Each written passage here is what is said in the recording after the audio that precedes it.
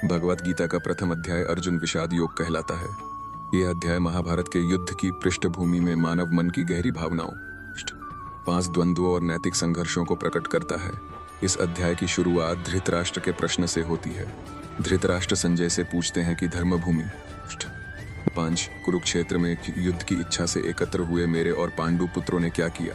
यह प्रश्न केवल युद्ध की स्थिति जानने के लिए नहीं था, बल्कि धृतराष्ट्र के मन में अपने पुत्रों के प्रति मोह और चिंता भी छिपी हुई थी। संजय दिव्य दृष्टि के माध्यम से युद्ध भूमि का वर्णन करना आरंभ करते हैं। 5 कुरुक्षेत्र में दोनों सेनाएं युद्ध के लिए सज चुकी थी। कौरवों की ओर से दुर्योधन अपनी सेना को देखकर आचार्य द्रोण के पास जाता है और पांडवों की विशाल 5 सेना की ओर संकेत करता है। वह द्रोणाचार्य को बताता है कि पांडवों की सेना कितनी शक्तिशाली और सुव्यवस्थित है। दुर्योधन विशेष रूप से भीम और अर्जुन जैसे महान योद्धाओं का उल्लेख करता है। वह पांडव पक्ष के अनेक वीरों युयुधान, विराट, द्रुपद, धृष्टकेतु, चेकितान, काशीराज, पुरुजित, कुंतीभोज, शैव्य 5 युद्धामन्यु और उत्तमौजा का नाम लेकर अपनी चिंता व्यक्त करता है। इसके बाद दुर्योधन अपनी सेना के महान योद्धाओं का भी उल्लेख करता है। वह भीष्म, कर्ण, कृपाचार्य, अश्वत्थामा, विकर्ण और सोमदत्त के पुत्र जैसे योद्धाओं का वर्णन करता है।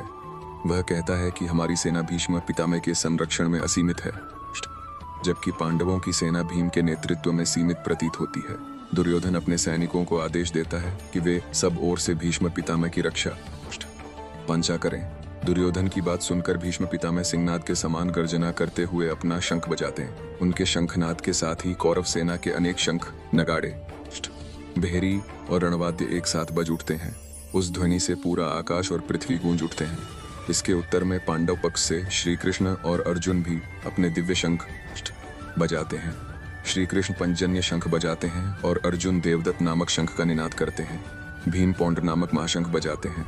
युधिष्ठिर अनंत विजय, नकुल सुघोष और सहदेव मणिपुष्पक शंख बजाते हैं। काशी के राजा शिखंडी, धृष्टद्युम्न, विराट, सात्यकी, पांचा, द्रौपदी के पुत्र और अभिमन्यु भी अपने अपने शंख बजाते हैं। इन शंखों की ध्वनि कौरवों के हृदय को विचलित कर देती है। जब दोनों सेनाएं आमने सामने खड़ी हो पान जाती हैं, तब अर्जुन अपने सारथी श्री कृष्ण से कहते हैं कि मेरा रथ दोनों सेनाओं के बीच ले चलो, ताकि मैं उन योद्धाओं को देख सकूं जो युद्ध करने के लिए यहाँ उपस्थित 5 हुए हैं। श्री कृष्ण अर्जुन का रथ दोनों सेनाओं के मध्य ले जाकर खड़ा कर देते हैं। वहां अर्जुन अपने सामने भीष्म पितामह, द्रोणाचार्य, कृपाचार्य, चाचा, भाई, पुत्र, पौत्र, मित्र और संबंधियों को देखते हैं। यह दृश्य अर्जुन के मन को भीतर तक हिला देता है। अर्जुन के हृदय में करुणा और मोह उत्पन्न हो जाता है। वे श्री कृष्ण से पंच कहते हैं कि अपने ही स्वजनों को युद्ध के लिए तैयार देखकर मेरे अंग शिथिल हो रहे हैं, मुख सूख रहा है, 5 शरीर कांप रहा है और गांडीव हाथ से फिसल रहा है। अर्जुन की स्थिति केवल एक योद्धा की नहीं थी, बल्कि एक ऐसे संवेदनशील मनुष्य की थी जो धर्म और संबंधों के बीच फंस गया था। उनके मन में यह प्रश्न उठने लगता है कि क्या राज्य, मौसम, सुख और विजय के लिए अपने ही परिवार का विनाश उचित है। अर्जुन कहते हैं कि हमें राज्य, सुख और जीवन की आवश्यकता ही क्या है, जब जिनके लिए यह सब चाहिए वे ही हमारे सामने युद्ध भूमि में खड़े हैं। वे अपने गुरुजनों, पितरों और संबंधियों को मारकर मिलने वाले सुख को पापमय मानते हैं। अर्जुन यह भी कहते हैं कि चाहे तीनों लोकों का राज्य मिल जाए, फिर भी मैं अपने स्वजनों की हत्या नहीं करना चाहता। उनके मन में धर्म, पांसा, करुणा और कर्तव्य के बीच गहरा संघर्ष चल रहा था। अर्जुन आगे कुल, धर्म और समाज व्यवस्था के विनाश की चिंता प्रकट करते हैं। वे कहते हैं कि जब कुल का नाश होता पांस है तो कुल धर्म नष्ट हो जाता है। धर्म के नष्ट होने पर अधर्म बढ़ता है और परिवार की स्त्रियां दूषित होती हैं। इससे वर्णसंकर संतानों का जन्म होता है और समाज की व्यवस्था बिगड़ जाती है। अर्जुन का यह चिंतन केवल व्यक्तिगत भावनाओं तक सीमित नहीं था, बल्कि सामाजिक और सांस्कृतिक दृष्टि से भी अत्यंत महत्वपूर्ण था। वे मानते थे कि परिवार और परंपरा का विनाश समाज पतन का कारण बन सकता है। अर्जुन कहते हैं कि जिन लोगों का कुल धर्म नष्ट हो जाता है, उनके पितरों को भी कष्ट होता है, क्योंकि श्राद्ध और तर्पण जैसी परंपराएं समाप्त हो जाती हैं। इस प्रकार समाज में नैतिक पतन बढ़ता है और मनुष्य अधर्म के मार्ग पर चल पड़ता है। अर्जुन को यह भय सताने लगता है कि युद्ध केवल 2 पक्षों का संघर्ष नहीं, बल्कि आने वाली पीढ़ियों के लिए भी विनाशकारी सिद्ध होगा। वे यह भी कहते हैं कि हम बुद्धिमान होकर भी महान पाप करने जा रहे हैं। क्योंकि राज्य और सुख की लालसा में अपने ही बंधुओं की हत्या करने को तैयार हैं। अर्जुन की करुणा इतनी बढ़ जाती है कि वे युद्ध से विमुख हो जाते हैं। सम श्री कृष्ण से कहते हैं कि यदि शस्त्रधारी कौरव मुझे निहत्थे और प्रतिकार न करने वाले को भी मार डाले तो वह मेरे लिए अधिक कल्याणकारी होगा। अंततः अर्जुन अत्यंत दुखी होकर अपने धनुष बाण त्याग देते हैं और रथ के पिछले भाग में बैठ जाते हैं। उनका मन शोक और पांचता विषाद से भर जाता है। यह दृश्य मानव जीवन के उस क्षण को दर्शाता है जब व्यक्ति कठिन परिस्थितियों में अपने कर्तव्य को लेकर भ्रमित हो जाता है। अर्जुन का पांचा विषाद केवल दुर्बलता नहीं था, बल्कि वह आत्मचिंतन की एक अवस्था थी जहां से आगे ज्ञान का मार्ग खुलने वाला था। प्रथम अध्याय में युद्ध आरंभ नहीं होता, बल्कि मनुष्य के भीतर चलने वाले युद्ध का चित्रण होता है। अर्जुन का मोह, करुणा, धर्म संकट और मानसिक संघर्ष इस अध्याय को अत्यंत गहन और मानवीय बनाते हैं। अर्जुन रथ में बैठ चुके थे। उनका मन शोक से भरा हुआ था और शरीर निराशा से झुक गया था। युद्ध भूमि में उपस्थित लाखों योद्धाओं के मध्य वे स्वयं को असहाय अनुभव कर रहे थे। उनके हाथ से गांडीव ढीला पड़ चुका था और आंखों में करुणा का भाव उमड़ रहा था। वे बार बार अपने संबंधियों की ओर देखते और सोचते कि जिन लोगों के साथ बचपन बीता, जिन गुरुओं से शिक्षा प्राप्त की, जिन बंधुओं के साथ जीवन के अनेक सुख दुख साझा किए, उन्हीं के विरुद्ध आज शस्त्र उठाना पड़ रहा है। यह विचार अर्जुन के अंतर्मन को विचलित कर रहा था। श्री कृष्ण अर्जुन की स्थिति को शांत भाव से देख रहे थे। वे जानते थे कि अर्जुन केवल बाहरी युद्ध से नहीं, बल्कि अपने भीतर के संघर्ष से भी जूझ रहे हैं। एक और क्षत्रिय धर्म था, दूसरी ओर परिवार और संबंधों का मोह। अर्जुन के मन में यह प्रश्न बार बार उठ रहा था कि क्या धर्म की रक्षा के लिए अपने ही कुल का विनाश करना उचित है। वे यह पंच भी सोच रहे थे कि यदि युद्ध में विजय प्राप्त भी हो जाए, तब भी उस विजय का क्या मूल्य होगा। पंच जब अपने प्रियजन ही जीवित नहीं रहेंगे। कुरुक्षेत्र की भूमि उस समय केवल रणभूमि नहीं थी, पांच वह मानव जीवन के गहरे सत्य का प्रतीक बन चुकी थी। प्रत्येक व्यक्ति के जीवन में ऐसे क्षण आते हैं जब उसे कर्तव्य और भावना के बीच निर्णय लेना पड़ता है। पांच अर्जुन उसी दुविधा का प्रतिनिधित्व कर रहे थे। वे केवल एक महान योद्धा नहीं थे, बल्कि संवेदनशील हृदय वाले मनुष्य थे। पांच जिनके भीतर दया और धर्म दोनों विद्यमान थे। यही कारण था कि वे युद्ध से पहले ही मानसिक रूप से टूटने लगे। अर्जुन ने श्री कृष्ण से कहा कि मुझे शुभ का कोई पांचा लक्षण दिखाई नहीं देता। अपने स्वजनों को मारकर मुझे न तो राज्य चाहिए, न सुख और न ही विजय। उन्होंने कहा कि जिनके लिए राज्य, भोग और सुख की इच्छा की जाती है, वही लोग यदि युद्ध भूमि में प्राण त्याग देंगे पांचा, तो उस राज्य का आनंद किसके साथ लिया जाएगा। अर्जुन का यह विचार अत्यंत मानवीय था। वे सत्ता और विजय को संबंधों से ऊपर नहीं मानते थे। उन्होंने आगे कहा कि गुरुजन, पितामह, पुत्र, पौत्र, ससुर, मित्र और संबंधी, इन सबको मारना पाप होगा, चाहे वे लोग लोभ और मोह के कारण धर्म का विचार न कर पा रहे हों। पंचर भी हमें धर्म को समझते हुए ऐसा कर्म नहीं करना चाहिए। अर्जुन के शब्दों में करुणा और नैतिकता दोनों झलक रही थी। वे केवल अपने दुख की बात नहीं कर रहे पांच थे, बल्कि समाज और कुल की मर्यादा के विषय में भी सोच रहे थे। अर्जुन ने कुल धर्म की महत्ता को समझाते हुए कहा कि जब परिवार नष्ट हो जाते हैं, तब उनकी परंपराएं भी समाप्त हो जाती हैं। धर्म और संस्कारों का पतन होने पर समाज में अधर्म बढ़ता है। जब अधर्म बढ़ता है, तब मनुष्यों के आचरण में गिरावट आने लगती है। परिवारों में सम्मान, मर्यादा और सदाचार समाप्त होने लगते हैं। अर्जुन को भय था कि इस युद्ध के कारण केवल सैनिकों की मृत्यु नहीं होगी पांच, बल्कि आने वाली पीढ़ियों का नैतिक आधार भी कमजोर हो जाएगा। वे सोचने लगे कि यदि कुल की स्त्रियां असुरक्षित हो जाएंगी, तो समाज की व्यवस्था बिगड़ जाएगी। इससे वर्ण संकर संतानों का जन्म होगा और सामाजिक संतुलन नष्ट हो जाएगा। अर्जुन के इन विचारों से यह स्पष्ट होता है कि वे युद्ध के दूरगामी परिणामों को समझ रहे थे। उनके लिए धर्म केवल युद्ध जीतना नहीं था, बल्कि समाज की रक्षा करना भी था। अर्जुन ने यह भी कहा कि जिन परिवारों का धर्म नष्ट हो जाता है, उनके पितर भी संतुष्ट नहीं रह पाते। श्राद्ध, तर्पण और अन्य धार्मिक कर्म समाप्त हो जाते हैं, जिससे पूर्वजों की परंपरा टूट जाती है। यह केवल धार्मिक भावना नहीं थी, बल्कि अपने मूल और संस्कृति के प्रति सम्मान का प्रतीक था। अर्जुन को लग रहा था कि इस युद्ध से समाज की जड़ें हिल जाएंगी और मनुष्य अपने नैतिक कर्तव्यों से पास दूर हो जाएगा। युद्ध भूमि में खड़े होकर अर्जुन के भीतर वैराग्य उत्पन्न होने लगा। उन्होंने कहा कि यदि कौरव मुझे बिना शस्त्र उठाए भी मार दें पांच, तब भी मैं युद्ध नहीं करना चाहता। यह कथन उनकी अत्यधिक करुणा और मानसिक संघर्ष को प्रकट करता है। एक महान योद्धा जिसने अनेक युद्धों में विजय प्राप्त की थी, आज अपने ही लोगों के सामने शस्त्र त्यागने की बात कर रहा था। यह केवल भय नहीं था, बल्कि गहन नैतिक संकट था। श्री कृष्ण अब भी मौन थे। उनका मौन साधारण नहीं था। वे अर्जुन को स्वयं अपने मन की गहराइयों तक जाने दे रहे थे।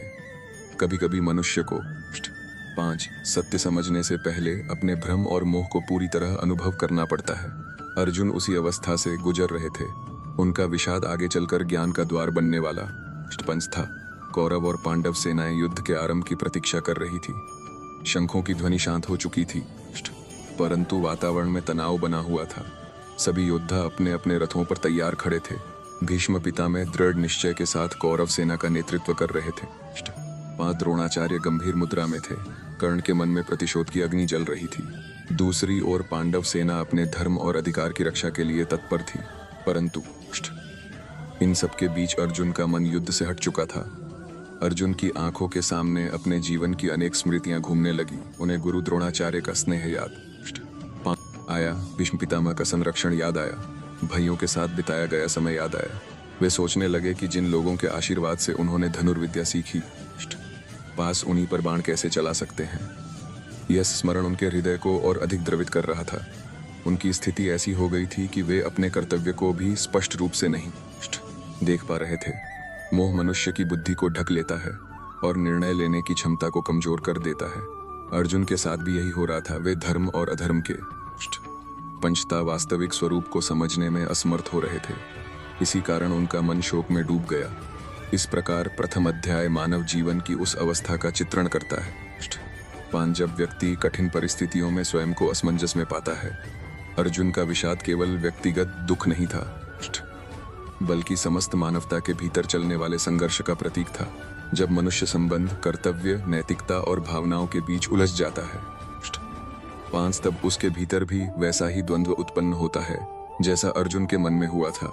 कुरुक्षेत्र का युद्ध बाहरी युद्ध से पहले भीतर का युद्ध था, और अर्जुन उसी आंतरिक संघर्ष के मध्य खड़े थे। अर्जुन के मन में उठ रहा यह तूफान धीरे धीरे उन्हें पूरी तरह निराशा की ओर ले जा रहा था। उनका हृदय दया और पास मोह से भर चुका था। वे बार बार अपने सामने खड़े योद्धाओं को देखते और उनके साथ बिताए गए पुराने दिनों को स्मरण करने लगते। युद्ध भूमि में खड़े प्रत्येक व्यक्ति के साथ अर्जुन का कोई न कोई संबंध जुड़ा हुआ था। कोई उनका गुरु था, कोई बंधु, 5 कोई मित्र और कोई परिवार का सदस्य। यही कारण था कि उनका मन युद्ध के लिए तैयार नहीं हो पा रहा था। उस समय कुरुक्षेत्र की भूमि पर एक विचित्र शांति छा गई। दोनों सेनाएं प्रतीक्षा कर रही थीं कि कब युद्ध आरंभ होगा। घोड़ों की टापें रुक चुकी थीं, 5 रथ स्थिर थे और योद्धाओं की दृष्टि अपने अपने सेनापतियों पर टिकी हुई थी। परंतु अर्जुन का मन इस सब से हटकर भीतर की पीड़ा में डूबा हुआ था। वे सोच रहे थे कि मनुष्य के जीवन में ऐसा समय क्यों आता है जब उसे अपने ही प्रियजनों के विरुद्ध खड़ा होना पड़ता है। क्या यही धर्म है, पमसा, या फिर धर्म कुछ और है जिसे वे समझ नहीं पा रहे। अर्जुन का यह संकट केवल उनका व्यक्तिगत संकट नहीं था, यह प्रत्येक मनुष्य के जीवन का प्रश्न है। जब कर्तव्य, 5 और भावनाएं एक दूसरे के सामने खड़ी हो जाती हैं, 5 तब मन भ्रमित हो जाता है। व्यक्ति यह तय नहीं कर पाता कि उसे हृदय की सुननी चाहिए या अपने धर्म और उत्तरदायित्व की। अर्जुन उसी स्थिति का अनुभव कर रहे थे। वे एक और न्याय और सत्य की रक्षा करना चाहते थे, पर दूसरी ओर अपने ही परिवार का विनाश नहीं देख सकते थे। उन्होंने अपने जीवन में अनेक युद्ध लड़े थे और कभी भय का अनुभव नहीं किया था। परंतु यह युद्ध अलग था। यहाँ शत्रु कोई बाहरी व्यक्ति नहीं था, यहाँ युद्ध अपने ही लोगों के साथ था। इसी कारण अर्जुन का हृदय करुणा से भर उठा। वे सोचने लगे कि यदि इस युद्ध में सब कुछ नष्ट हो जाएगा तो फिर राज्य और विजय का क्या अर्थ रह जाएगा। जीवन का सुख केवल सत्ता में नहीं, बल्कि अपने प्रियजनों के साथ रहने में है। अर्जुन के विचारों में गहराई थी। वे केवल युद्ध के परिणाम नहीं देख रहे थे, बल्कि उसके पीछे छिपे नैतिक प्रश्नों को भी समझने का प्रयास कर रहे थे। उन्होंने अनुभव किया कि मनुष्य जब लोभ और अहंकार में डूब जाता है, तब वह अपने संबंधों और धर्म को भूल जाता है। दुर्योधन और उसके साथी इसी मोह में बंधे हुए थे। वे सत्ता के लिए सब कुछ त्यागने को तैयार थे। अर्जुन को यह 5 देखकर दुख हो रहा था कि एक ही परिवार के लोग आज विनाश के मार्ग पर चल पड़े हैं। श्री कृष्ण अर्जुन के प्रत्येक शब्द को शांत भाव से सुन रहे थे। उनके चेहरे पास पर न क्रोध था और न अधीरता। वे जानते थे कि अर्जुन का यह विषाद आगे चलकर आत्मज्ञान का कारण बनेगा। कभी कभी मनुष्य जब पूरी तरह टूट जाता है तभी उसके भीतर सत्य को ग्रहण करने की क्षमता उत्पन्न होती है। अर्जुन भी उसी मोड़ पर खड़े थे जहां से उनका जीवन एक नए मार्ग की ओर बढ़ने वाला था। अर्जुन ने धीरे धीरे अपने धनुष को नीचे रख दिया। उनका सिर झुक गया और वे गहरे चिंतन में डूब गए। उन्हें लगने लगा कि संसार में सबसे कठिन युद्ध बाहरी नहीं पांता बल्कि भीतर का युद्ध होता है। मनुष्य अपने मन मोह पशमनी भय और भ्रम से लड़ते लड़ते थक जाता है। अर्जुन का हृदय भी उसी आंतरिक संघर्ष से व्याकुल था। वे यह समझ नहीं पा रहे थे कि सही क्या है और गलत। पास क्या कुरुक्षेत्र का वातावरण अब और अधिक गंभीर हो गया था। सूर्य आकाश में चमक रहा था, परंतु अर्जुन के भीतर अंधकार छा चुका था। उन्हें अपने सामर्थ्य पर भी विश्वास नहीं रह गया था। वे सोच रहे थे कि जिस हाथ ने कभी हार नहीं मानी, वही हाथ आज शस्त्र उठाने से इनकार क्यों कर रहा है। यह केवल शरीर की कमजोरी नहीं थी, बल्कि आत्मा की पीड़ा थी। मनुष्य जब मोह में बंध जाता है तब उसकी बुद्धि भ्रमित हो जाती है। अर्जुन के साथ भी यही हो रहा था। वे धर्म और अधर्म के वास्तविक स्वरूप को स्पष्ट रूप से नहीं देख पा रहे थे। उनका मन पांच करुणा से भरा था, परंतु वही करुणा उन्हें अपने कर्तव्य से दूर कर रही थी। यही जीवन का सबसे बड़ा संघर्ष है कि कई बार अच्छाई का भाव भी मनुष्य को निर्णय लेने से रोक देता। पांच है, अर्जुन ने अपने जीवन में सदैव धर्म का पालन किया था। उन्होंने कभी अन्याय का साथ नहीं दिया, परंतु आज परिस्थिति ऐसी थी कि धर्म का मार्ग भी उन्हें कठोर पास दिखाई दे रहा था। उन्हें लग रहा था कि न्याय प्राप्त करने की कीमत बहुत अधिक है। यदि न्याय के लिए अपने ही लोगों का रक्त बहाना पड़े तो वह न्याय भी पीड़ा देने लगता है। श्री कृष्ण जानते थे कि अर्जुन का यह भ्रम दूर करना आवश्यक है।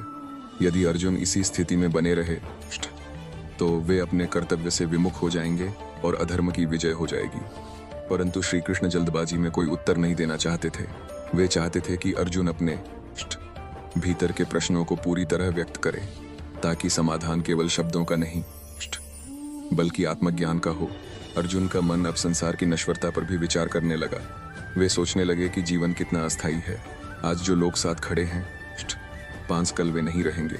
मनुष्य जन्म लेता है, कुछ समय संसार में रहता है और फिर चला जाता है। यदि अंत में सब कुछ नश्वर है, 5 तो फिर इतना बड़ा विनाश क्यों किया जाए। यह प्रश्न उनके मन को और अधिक उलझाने लगा। वे यह भी समझ रहे थे कि युद्ध केवल शरीरों का संघर्ष नहीं होता। युद्ध 5 मनुष्य के मन और आत्मा को भी घायल कर देता है।